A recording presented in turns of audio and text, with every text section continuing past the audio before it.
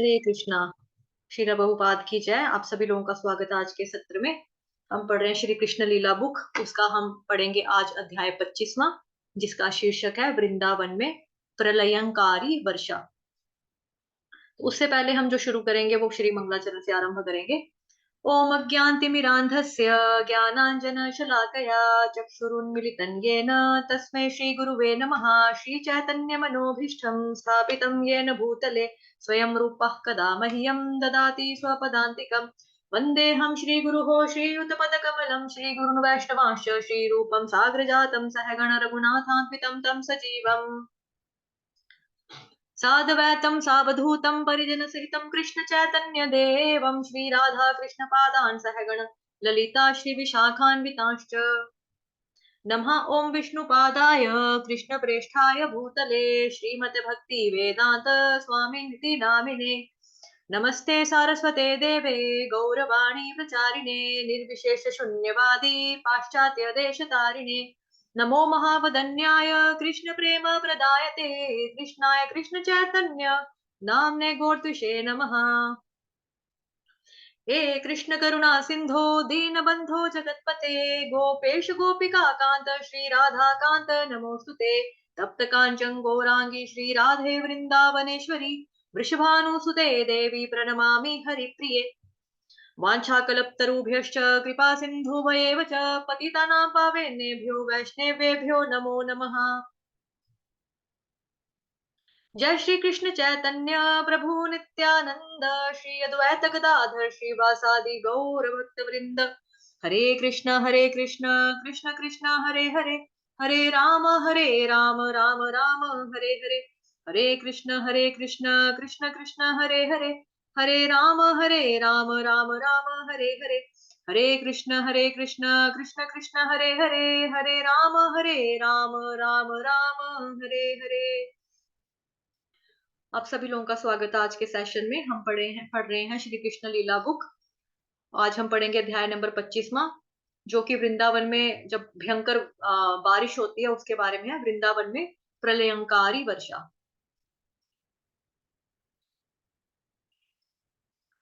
कोई रीड करना चाहता है तो हैंड रेज कर सकता है। ओके, निवेदिता माता जी। हरे कृष्ण माता जी। हरे कृष्ण। सबको हरे कृष्ण। जब इंद्र को ज्ञात हुआ कि वृंदावन में ग्वालों द्वारा संपन्न होने वाला यज्ञ कृष्ण द्वारा रोक दिया गया है, तो वह अत्यंत क्रुद्ध हुआ और नंद महाराज आदि वृंदावन वासियों के ऊपर अपना गुस्सा उतारने लगा। यद्यपि उसे यह पूर्ण ज्ञात था कि साक्षात कृष्ण उनकी रक्षा कर रहे हैं। विविध प्रकार के बादलों के निदेशक के रूप में इंद्र ने सामवर्तक नामक बादल का आह्वान किया। इसका आह्वान समस्त दृश्य जगत के संहार के लिए किया जाता है। इंद्र ने सामवर्तक को आदेश दिया कि वह वृंदावन जाकर सारे क्षेत्र को व्यापक दास से आप्लावित कर दे। इंद्र अपने को असुरों की तरह सर्वशक्तिमान परम पुरुष मानता था। जब असुर प्रबल हो उठते हैं तो वे परम नियंता श्री भगवान की अवहेलना करते। यद्यपि इंद्र असुर न था, किंतु अपने भौतिक वैभव से गर्वित था और वह परम नियंता को ललकारना चाह रहा था। वह उस समय अपने आप को कृष्ण के ही समान शक्तिशाली मान बैठा। उसने कहा, जरा वृंदावन वासियों की धृष्टता तो देखो। वे जंगल के रहने वाले हैं, किंतु अपने मित्र कृष्ण के बहकावे में आकर जो एक सामान्य मनुष्य से अधिक कुछ नहीं है, देवताओं की अवहेलना का दुस्साहस कर रहे हैं।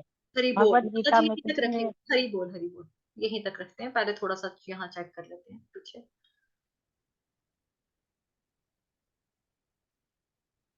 तो जैसा कि कल हमने पढ़ा था गोवर्धन पर्वत की पूजा के बारे में, उसी को ये चैप्टर जो है पीछे वाला कंटिन्यू कर रहा है। आगे जो 25वां अध्याय आज हम पढ़ रहे हैं कि जब इंद्र देवता को ये पता चलता है कि जो कृष्ण भगवान है उन्होंने मना कर दिया है कि इस तरह से उसकी सेवा मत करो, इस तरह से यज्ञ वगैरह करना छोड़ दो, तो जो इंद्र देवता थे उनको गुस्सा आ गया और उनका जो गुस्सा था वो उतारना शुरू हो गए।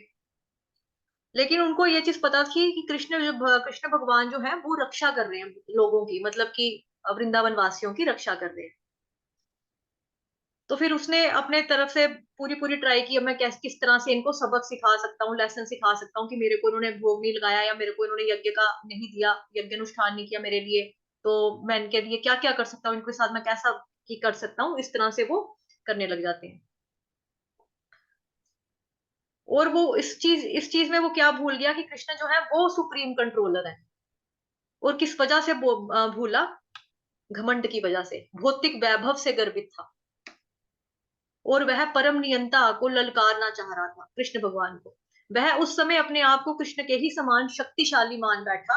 उसने कहा, जरा वृंदावन वासियों की धृष्टता तो देखो, वे जंगल के रहने वाले हैं, किंतु अपने मित्र कृष्ण के बहकावे में आकर, जो एक सामान्य मनुष्य से अधिक कुछ नहीं है, देवताओं की अवहेलना का दुस्साहस कर रहे हैं।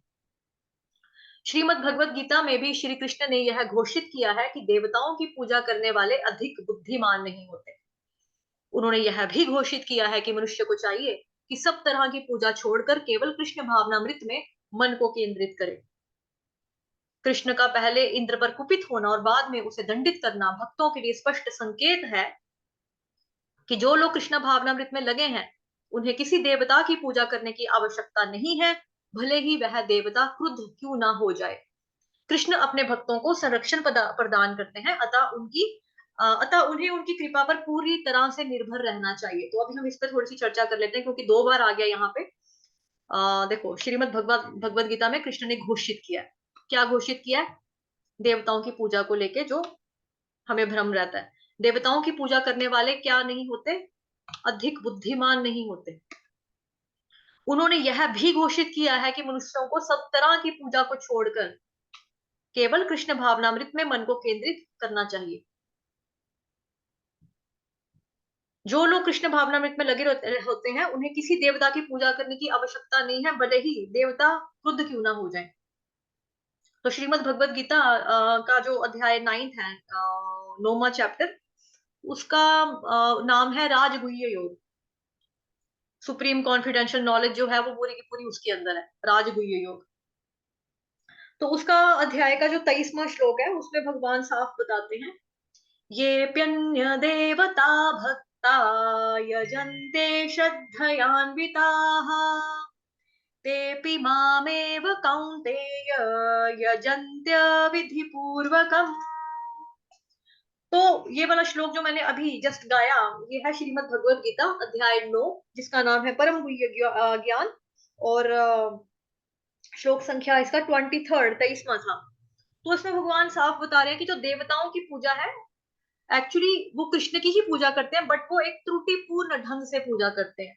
ये प्यन्य देवता भक्ता, जो लोग अन्य देवताओं के भक्त हैं, ये प्यन्य देवता भक्ता, ये प्यन्य देवता भक्ता, जो लोग अन्य देवताओं की पूजा करते हैं, उनके भक्त हैं। यजन्ते श्रद्धयान्विताः, और उनकी श्रद्धा पूर्वक पूजा करते हैं। तेऽपि मामेव कौन्तेय, हे कुंती पुत्र, वे वास्तव में मेरी पूजा करते हैं।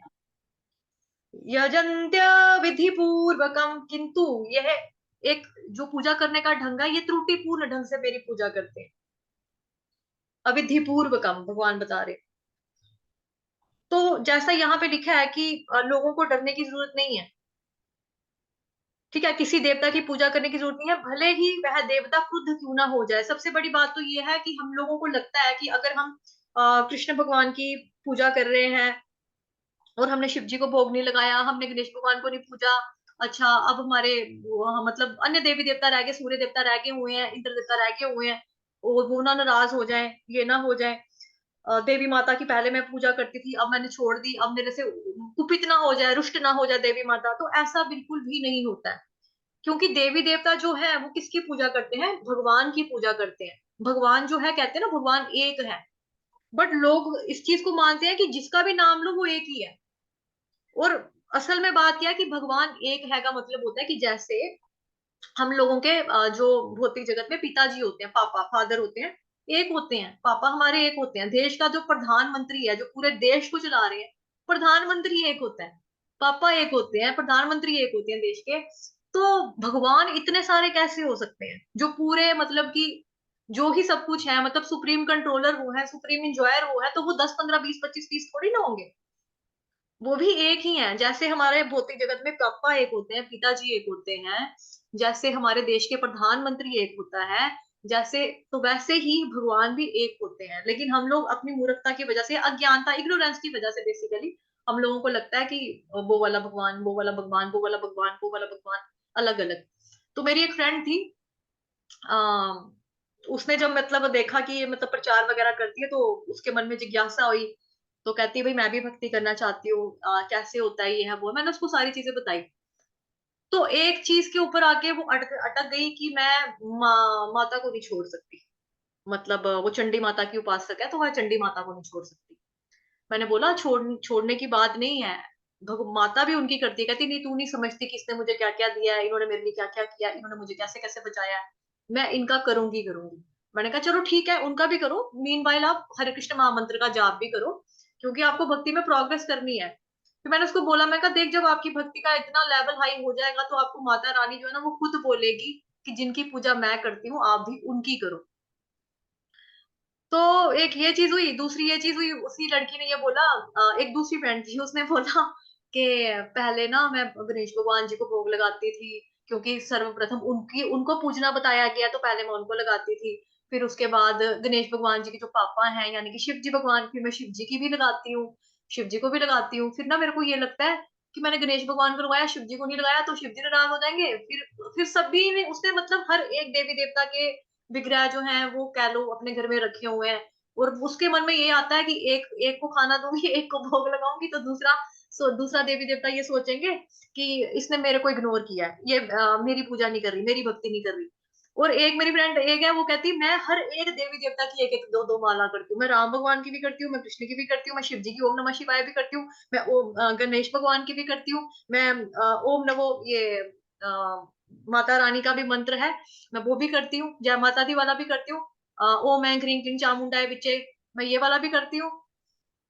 तो मतलब कि ये क्या है, ये वो किस वजह से कर रही है, देवता क्रुद्ध ना हो जाए कहीं, देवता क्रुद्ध ना हो जाए कहीं। बट ये बिल्कुल आप लोग अपने दिमाग से निकाल दो कि भगवान जी को बुरा लगेगा या कोई अन्य देवी देवता जो है वो रुष्ट हो जाएंगे, क्योंकि आप कृष्ण की भक्ति कर रहे हो। क्योंकि कृष्ण भगवान जी को सभी शास्त्रों में यही एक चीज बताई है कि Krishna is the supreme personality of God head, वही भगवान है। परम पुरुषोत्तम भगवान जो है वो सिर्फ कृष्ण ही है। श्रीमद् भागवतम का पहला कैंटो जो है, उसमें भी बताया कृष्णस्तु तू भगवान स्वयं, बहुत बार आपने सुना है ये श्लोक मुंह से। तो सभी ग्रंथों का सार ही यही है कि कृष्ण भगवान है। तो ऐसे में कोई अन्य देवी देवता जो है वो, अगर आप कृष्ण की भक्ति कर रहे हो, तो वो रुष्ट कैसे हो जाएंगे, वो क्यों हो जाएंगे? नहीं होंगे ना, कभी भी नहीं होंगे। तो जैसे एक माता है, ठीक है, आप अपने पिता की केयर करो।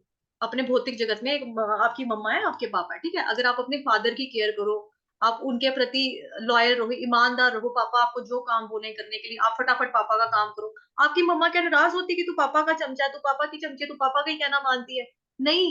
हमें मम्मा क्या सिखाती है, पापा की रिस्पेक्ट करो, पापा का कहना मानो, क्योंकि वो आपके पापा हैं, उन्होंने आपको दुनिया में लाया है। सब कुछ आपको देने वाले जो है वो पापा हैं। ठीक है, हमारी मम्मा यही सिखाती ना हमको भौतिक जगत में भी। तो सिमिलरली अगर हम काली माता को, या मतलब जिसके भी कोई उपासक है, चंडी माता, काली माता, वैष्णव माता, दुर्गा माता, अगर हम उनको छोड़ के अगर हम कृष्ण की भक्ति करेंगे, तो इसका मतलब ये नहीं होगा कि हमसे भगवान नाराज हो जाएंगे या हमसे देवी देवता रुष्ट हो जाएंगे। इनफैक्ट अगर आपको लगता है कि अभी भी कि नहीं, हमें करना चाहिए, हमको सबको पूजना चाहिए, तो उसका मतलब ये बिल्कुल भी नहीं है कि आप अगर कहीं पे, जैसे आप कृष्ण की भक्ति कर रहे हो, लेकिन आपने मंदिर देखा, मान लो शिव जी का मंदिर देखा, आप कहीं रास्ते में जा रहे थे, शिव जी का मंदिर देखा, तो आप उसको नमस्कार ना करो। आप उनको बिल्कुल नमस्कार करो। अगर आप नवरात्रा से अगर आपके घर में है, मतलब कि कई बार देखो क्या होता है कि हम जैसे वैष्णव हैं, हम लोगों के घरों में नहीं होगा, लेकिन जैसे अभी कोई माता जी है, उसकी शादी हुई है, उनके घर में जो रिवाज है ससुराल का, वो बरसों से चलता आ रहा है कि वहां पे होता आ रहा है। आप एट वंस जाके वो चीजें चेंज नहीं कर सकते, नहीं कर सकते ना। आपको माता की वो बोला बोला जाएगा कि घर में कि अब आप बहू हो घर की, आप माता को जोत जगाओ, माता रानी की उपासना करो, या घर में खेतरी बीजो, जैसा हमारे कल्चर में होता है माता की साख लगाना, वो चीजें करो। तो उसमें आपको आप करो, करो, लेकिन अंदर आपने माता से जो प्रार्थना करनी है, मांगना क्या है, मैं कृष्ण भगवान की भक्ति करती हूँ, मैं कृष्ण भगवान की भक्ति में प्रगट होना चाहती हूँ, मुझे इतना आशीर्वाद दो माता रानी कि मैं उनकी भक्ति और अच्छे से कर सकूं, मैं उनकी सेवा और अच्छे से कर सकूं, मैं उन्हीं की सेवा करना चाहती हूँ जिनकी आप करना चाहते हो। बिल्कुल माता रानी देगी, देवी देवताओं का काम है देना। लेकिन देवी देवता भी कहाँ से लेकर देते हैं? कृष्ण भगवान से ही लेकर देते हैं। तो ऐसा बिल्कुल भी नहीं है कि देवी देवता जो है वो क्रुद्ध हो जाते हैं। तो ये जो मैंने श्लोक अभी आपको सुनाया, ये प्यन्य देवता भक्ता यजन्ते श्रद्धयान्विताः तेऽपि मामेव कौन्तेय यजन्त्य विधि पूर्वकम्। तो इसमें भगवान ने यही बताया था कि जो अन्य देवी देवताओं के भक्त हैं और जो उनकी श्रद्धा पूर्वक भक्ति करते हैं, कुंती पुत्र वास्तव में एक्चुअली वो मेरी ही पूजा करते हैं, बट वो एक त्रुटिपूर्ण ढंग से करते हैं। डायरेक्ट नहीं लेके जाएंगे, वो इनडायरेक्टली जाएंगे। तो जब हम देवी देवता को भी भोग लगाते हैं ना, जैसे मान लो आपने शिव जी को भोग लगाया, तो शिव जी जो है वो पहले आपने जो दिया, शिव जी उसको उठाकर पहले कृष्ण भगवान जी के पास लेकर जाएंगे, बोलेंगे भगवान जी ये आपका भक्त आया था, वो ये चढ़ा कर गया है, गलती से मेरे पास तो पहले देकर गया, बट ये आपकी आपका आया पहले। तो भगवान उसमें से प्रसाद पहले ग्रहण करते हैं, उसके बाद अन्य देवी देवताओं को अनुमति दी जाती है कि हाँ अब आप खा लो, मेरा हो गया, अब आप भी प्रसाद दीजिए। तो त्रुटिपूर्ण ढंग ये वे है मतलब कि करने का, कि मतलब सीधा सीधा ना जाना।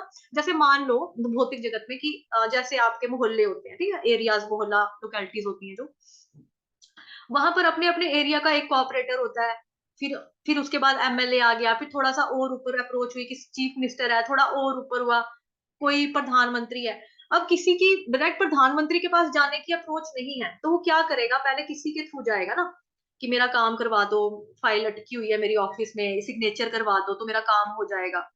तो उसने एमएलए को अप्रोच किया, एमएलए के पास जाकर वो डिब्बा डुब्बा देकर गया मिठाई का। ठीक है, जब उसका काम हो गया डायरेक्ट वो प्रधानमंत्री के पास नहीं जाता, ये काम करवाने के लिए भी नहीं जाएगा, या मतलब और जब काम हो गया उसके बाद वो डायरेक्ट भी नहीं जा सकता, तो वो क्या करेगा, मिठाई का डब्बा लिया, तो पहले सिफारिश के लिए बोला कि भाई मेरा प्लीज काम करवा दो, कब से फाइल मेरी अटकी हुई है।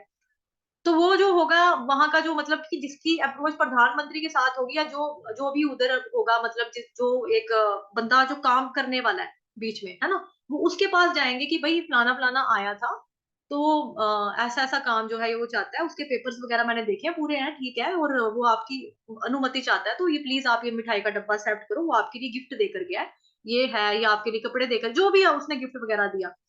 तो वो पहुंचेगा वहां तक, लेकिन एट द एंड वो पहुंचा किसके पास, जो बंदा मेन था उसके पास। मान लो प्रधानमंत्री मेन था तो प्रधानमंत्री के पास, एमएलए मेन था तो एमएलए के पास, चीफ मिनिस्टर मेन था तो चीफ मिनिस्टर के पास।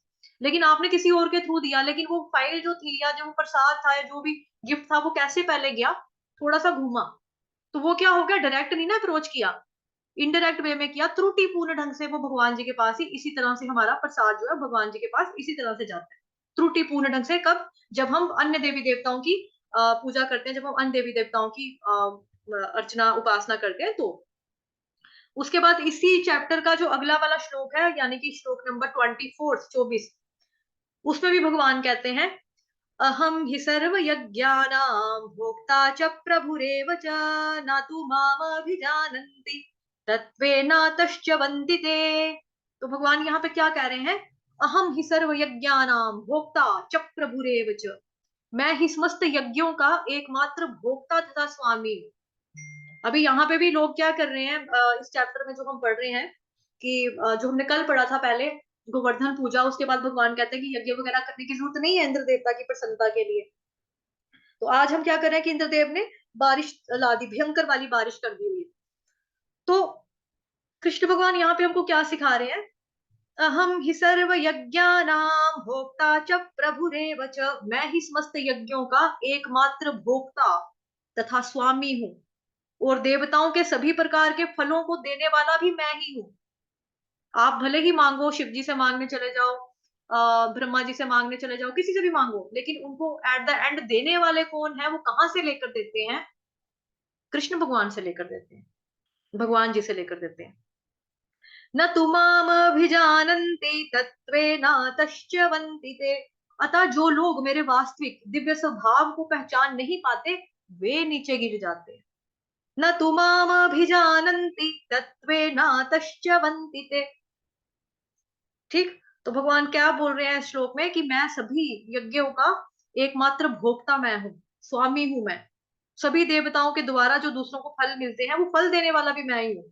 और जो लोग मेरे इस वास्तविक यानी कि रियलिटी की जो है रियल दिव्य स्वभाव को नहीं समझ पाते हैं, वो नीचे गिर जाते हैं। और अगला श्लोक जो है इसी का 9th चैप्टर यानी कि परम गुह्य ज्ञान का, अ, इसका 9th अध्याय का जो श्लोक इसके आगे आपका आएगा 26 श्लोक जो है 26वां श्लोक। यान्ति देवव्रता देवान् पितॄन् यान्ति पितृव्रताः भूतानि यान्ति भूतेज्या यान्ति मद्याजिनोऽपि माम्। तो यहाँ पर ये बहुत ही मोस्ट इंपॉर्टेंट श्लोक है।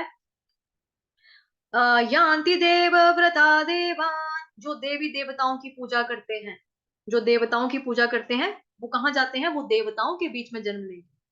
अब दूसरी चीज यहाँ पे समझने वाली हमारे पास ये है कि जो देवी देवताओं की पूजा करेगा देवताओं के बीच में जन्म लेगा, दैट मीन्स कि देवी और देवताओं का भी जन्म और मृत्यु हो रहा है। यान्ति देवव्रता देवान्, जो देवी देवताओं की या जो देवताओं की पूजा करता है वो देवताओं के बीच में जन्म लेंगे। पितॄन् यान्ति पितृव्रताः, और जो पितरों को पूजते हैं वो पितरों के पास जाते हैं। भूतानि यान्ति भूतेज्या, जो भूत प्रेतों की उपासना करते हैं वो उन्हीं के बीच में जन्म लेते हैं। यान्ति मद्याजिनोऽपि माम्, और जो मेरी पूजा करते हैं वो मेरे पास आते हैं। ठीक, अभी इस श्लोक में हमने क्या देखा, 25वें श्लोक में देवी देवताओं की जो पूजा करेगा वो देवताओं के बीच में जन्म लेगा, जो पितरों की पूजा करेगा वो पितरों के पास जाएगा, जो भूतों की पूजा करेगा भूत प्रेत की वो उन्हीं के बीच में जन्म लेते हैं। अब ये भूत प्रेतों की पूजा कौन करने वाले हैं, जय काली कलकत्ते वाली तेरा पार न जाए खाली, ओम फट स्वा ठिस ठिस फुस फुस ये जो होते हैं ये मतलब दूसरे का बुरा करने के लिए भूतों को कंट्रोल कर लेते हैं।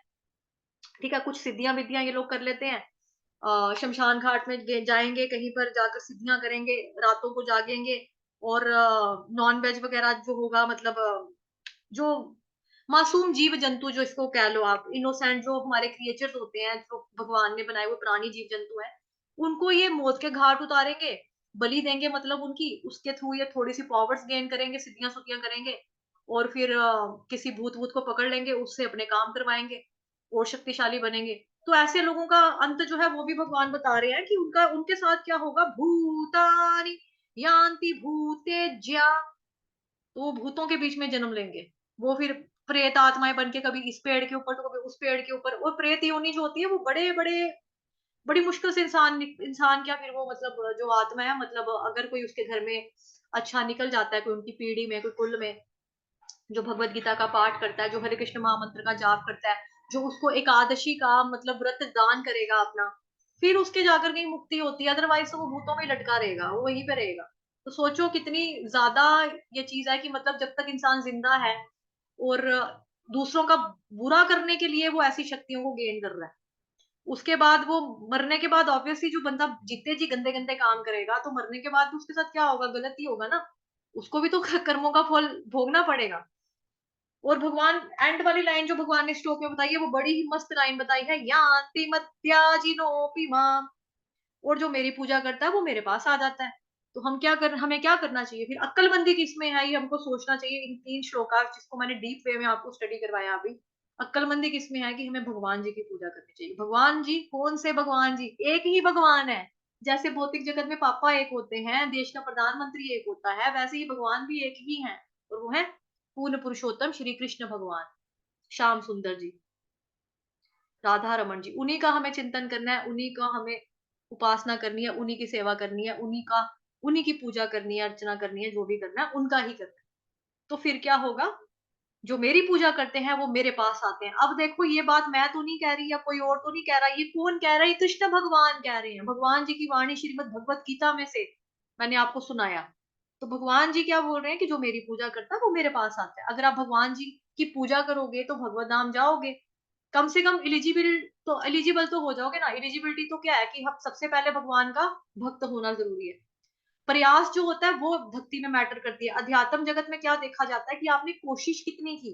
अध्यात्म जगत में जैसे हम भौतिक जगत में पेपर देते हैं स्कूल के, फेल हुए पास हुए, फेल हो गए पास हो गए, अध्यात्म में पास फेल का कुछ चक्कर नहीं है। अध्यात्म में सिर्फ होता है कि आपने कोशिश कितनी की है, आपने अपने आप को कितना पुश किया, कहाँ तक आप लेकर गए। आप पहले 1 माला पे थे, 2 पे आए, 4 पे आए, 6 8 10 16, फिर 16 से 32, ऐसे करते करते आप भगवान जी की सेवा भी कर रहे हो, भक्तों को ये भी बता रहे हो कि कृष्ण ही भगवान है। क्योंकि जीवात्मा के ऊपर तरस खाना सबसे बहुत बड़ी बात होती है कि जिसको ये ना पता हो कि भगवान कौन है, पूजा किसकी करनी है, उसको ये बताना कि भगवान कृष्ण है, उनकी पूजा करो। तो कृष्ण भगवान इससे बहुत प्रसन्न होते हैं। क्यों प्रसन्न होते हैं? कि देखो एग्जाम्पल, जैसे भौतिक जगत में एक बच्चा है, वो मेले में गया था अपने मम्मा पापा के साथ में, ठीक है? मेले में गया था, वो खो गया, वो गुम गया वहां पर। आपने उस बच्चे की उंगली पकड़ी और आपने देखा वो बड़ा रो रहा है बेचारा। तो एक आदमी ने देखा ये रो रहा है बेचारा, उसने उसको आइसक्रीम दे दी, चॉकलेट्स दे दिए, लॉलीपॉप दिलवा दिया। बच्चे ने खाया, चुप जब उसका खाने का सामान खत्म हो गया, पैकेट पुकेट जो उसके चिप्स चुप्स से खत्म हो गए, वो फिर रोने लग गया। फिर एक दूसरा इंसान आता है वहां पे, वो पूछता आपके पापा पापा का नाम क्या है, कहाँ पे रहते हो, फोन नंबर पता है आपको आपके पापा का, या जैसे भी वो बच्चा छोटा मोटा एड्रेस बताता है, वो अंकल जो होते हैं वो उसको उसके मम्मी पापा तक पहुंचा देते हैं।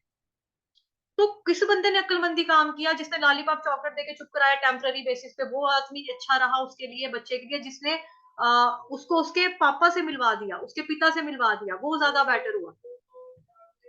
कौन अच्छा है आप लोग बताओ? मैंने सबको अनम्यूट रखा है। हरे कृष्णा।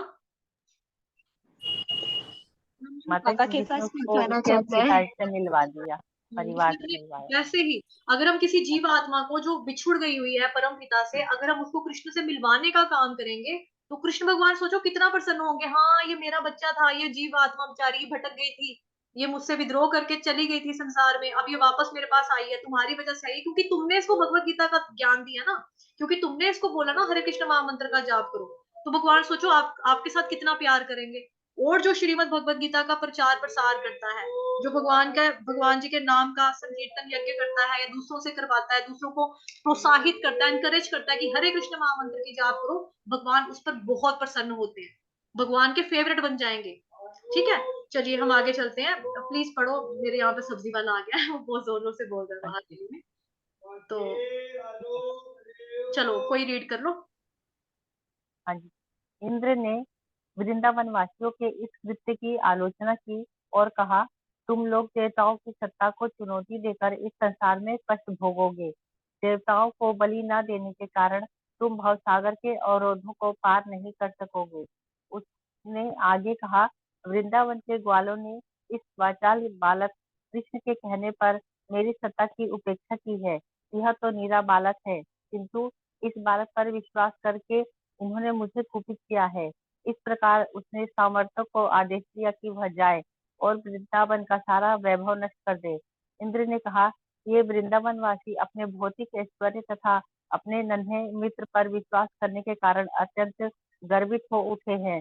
वह केवल वाचाल, क्षुद्र तथा सांसारिक परिस्थिति से अनजान है, किंतु वह अपने को ज्ञान में बढ़ा चढ़ा के कहने को गंभीरता से लेते हैं। क्योंकि वे कृष्ण को मानते हैं, अतः उन्हें दंड मिलना चाहिए और उन्हें उनकी गौओं समेत नष्ट कर देना चाहिए। इस प्रकार इंद्र ने सामर्थक को आदेश दिया कि वह वहां जाकर उस स्थान को जल से आप्लावित कर दे। यहाँ यह इंगित हुआ है कि गांव में या नगरों के बाहर निवासियों को अपने वैभव के लिए गायों पर निर्भर रहना चाहिए। यदि गायें नष्ट कर दी जाती हैं तो लोग सभी प्रकार के वैभव से विहीन हो जाते हैं। जब इंद्र ने सामर्थक तथा अन्य संगी बादलों को वृंदावन जाने का आदेश दिया तो बादल इस दुष्कृत्य को करने से भयभीत थे, किंतु राजा इंद्र ने उन्हें आश्वस्त किया, तुम आगे आगे चलो, मैं भी पीछे पीछे हाथी पर सवार होकर और अंधड़ को साथ लेकर आऊंगा। मैं वृंदावन वासियों को दंडित करने में अपनी सारी शक्ति लगा दूंगा। राजा इंद्र का आदेश पाकर समस्त घातक बादल वृंदावन के ऊपर प्रकट हुए और अपनी सारी शक्ति से निरंतर वर्षा करने लगे। वहां निरंतर बिजली तथा गर्जन, प्रबल झंझा तथा अनवरत वर्षा होने लगी। वर्षा तीखे बाणों के समान बेधने लगी।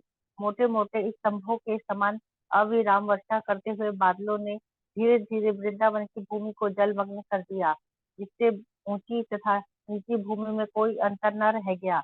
इससे पशुओं के लिए स्थिति भयानक हो गई। वर्षा के साथ प्रबल वायु चल रही थी, जिससे वृंदावन का प्रत्येक प्राणी चीख के थरथराने लगा। उद्धार का कोई उपाय न पाकर वे सब गोविंद के चरण कमलों की शरण में आए। गौवें विशेष रूप से भारी वर्षा के कारण दुखी होकर अपना सिर नीचे किए और बछड़ों को अपने नीचे छिपाए भगवान के पास आईं और उनके चरण कमलों की शरण ग्रहण करने लगी। उस समय समस्त वृंदावन वासी भगवान कृष्ण से प्रार्थना करने लगे, हे कृष्ण, आप सर्वशक्तिमान हैं और अपने भक्तों के प्रति अत्यधिक वत्सल हैं। कुपित इंद्र ने हम सबको बहुत सता रखा है, अतः हमारी रक्षा करें। इस प्रार्थना को सुनकर कृष्ण को भी पता लग गया कि इंद्र यज्ञ सम्मान न पाने के कारण मूसलाधार वर्षा कर रहा है, जिसके साथ असमय में बड़े बड़े ओले पड़ रहे हैं और प्रबल झंझार चल रहा है। कृष्ण समझ गए कि इंद्र जानबूझकर अपने कोप का प्रदर्शन कर रहा है, अतः उन्होंने यह निष्कर्ष निकाला, अपने को परम शक्तिशाली समझने वाले इस देवता ने अपने महान पराक्रम को दिखा दिया, किंतु मैं पद के अनुसार इसका उत्तर दूंगा और उसे दिखा दूंगा कि ब्रह्मांड के कार्यों के संचालन में वह स्वतंत्र नहीं है। मैं सबका परमेश्वर हूँ, अतः मैं उसकी इस झूठी प्रतिष्ठा को समाप्त कर दूंगा, जिसे उसने अपनी शक्ति से प्राप्त किया है। सारे देवता मेरे भक्त हैं, अतः वे मेरी श्रेष्ठता को कभी नहीं भूल सकते, किंतु यह न जाने कैसे भौतिक शक्ति से गर्व से फूल गया है और मदांध हो गया है। मैं उसके झूठे गर्व को चूर चूर कर दूंगा। मैं वृंदावन के सारे भक्तों को शरण दूंगा, जो पूर्णतः मेरी कृपा पर निर्भर हैं और जिन्हें मैंने शरण दे रखी है। मैं अपनी योग शक्ति से उन्हें बचाऊंगा। ऐसा सोचते हुए भगवान कृष्ण ने तुरंत ही एक हाथ से गोवर्धन पर्वत उठा लिया। ठीक उस तरह जिस प्रकार कोई बालक धरती से छत्रक अर्थात कुकुर मुत्ता उखाड़ लेता है, इस प्रकार उन्होंने अपने दिव्य गोवर्धन धारण लीला का प्रदर्शन किया। फिर उन्होंने अपने भक्तों को संबोधित किया, हे भाइयों, हे पिता, हे वृंदावन वासियों, अब आप मेरे द्वारा उठाए गए इस गोवर्धन पर्वत के छत्र के नीचे कुशल पूर्वक प्रवेश करें। इस पर्वत से डरे नहीं और यह भी न सोचे कि यह मेरे हाथ से गिर जाएगा। आप लोग मूसलाधार वर्षा तथा प्रचंड वायु से अत्यधिक पीड़ित हुए हैं, अतः मैंने इसे उठा लिया है और यह बहुत बड़े छाते के समान आपकी रक्षा करेगा। मेरे विचार से आप लोगों को आसन्न संकट से बचाने का यह उचित प्रबंध है। इस विशाल छाते के नीचे अपने पशुओं समेत सुख से रहें। भगवान कृष्ण द्वारा आश्वस्त किए जाने पर सारे वृंदावन वासी अपनी अपनी संपत्ति तथा अपने पशुओं समेत गोवर्धन पर्वत के नीचे आ गए और वहां पर अपने को सुरक्षित अनुभव करने लगे। वृंदावन के वासी अपने पशुओं समेत भूख प्यास तथा किसी और असुविधा से पीड़ित हुए बिना एक सप्ताह तक वहां रहे। उन्हें आश्चर्य हो रहा था कि कृष्ण किस तरह बाएं हाथ की तर्जनी से पर्वत को धारण किए हुए हैं। कृष्ण की इस असाधारण योग शक्ति को देखकर स्वर्ग के राजा इंद्र पर मानो वज्रपात हो गया और उसका संकल्प दिखने लगा। उसने तुरंत बादलों को बुलाया और वर्षा बंद करने के लिए कहा। जब आकाश निरभ्र हो गया और फिर से सूर्य निकल आए तो प्रचंड वायु का बहना रुक गया। उस समय गोवर्धनधारी भगवान कृष्ण ने कहा, हे ग्वालों, अब तुम अपनी पत्नियों, गौओं तथा धन सहित यहाँ से जा सकते हो, क्योंकि सारा उत्पात समाप्त हो चुका है। नदी की बाढ़ तथा यह जल प्लावन समाप्त हो गया है। तब सारे लोगों ने अपना सामान गाड़ियों में लादा और अपनी गौओं तथा अन्य सामग्री सहित वहां से धीरे धीरे रवाना होने लगे। जब सब लोग चले गए तो कृष्ण ने सनही सनही गोवर्धन पर्वत को फिर उसी स्थिति में रख दिया। जब सब कुछ समाप्त हो गया तो सारे वृंदावन के निवासी कृष्ण के पास आए और आनंद विभोर होकर वे उनका आलिंगन करने लगे। गोपियां जो स्वभावतः कृष्ण से प्रेम करती थीं, उन्हें अपने अश्रुओं से मिश्रित दही देने लगी और उन्होंने उन्हें अनेक आशीष दिए। माता यशोदा, माता रोहिणी, नंद तथा सर्व बलशाली बलराम ने स्नेहवश एक एक करके कृष्ण का आलिंगन किया और बारंबार आशीष दिया। सिद्ध लोक, गंधर्व लोक तथा चारण लोक के विभिन्न देवों ने भी परम प्रसन्नता प्रदर्शित की। उन्होंने पृथ्वी पर फूलों की वर्षा की और शंख ध्वनि की ढोल बजने लगे तथा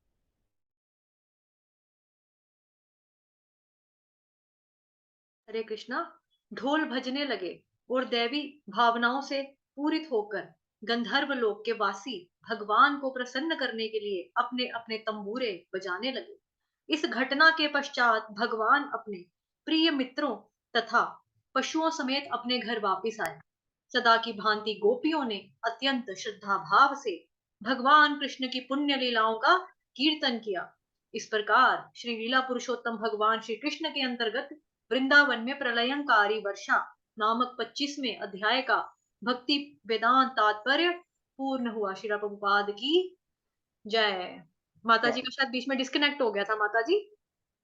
हाँ जी माता जी, वो लाइट चली गई थी तो wifi okay okay, no issues, कोई बात नहीं। कैसा लगा आपको आज का ये चैप्टर? इंटरेस्टिंग था? हाँ जी जी माता जी। ओके, कोई अपना एक्सपीरियंस शेयर करना चाहता है जो हमने आज चर्चा की? सभी अनम्यूट है मेरी साइड से। जो कुछ बोलना चाहते हैं आप लोग बोल सकते हैं। मैसेज में मत लिखो, देखो डायरेक्ट बोलो। आपके पास माइक है सबके पास?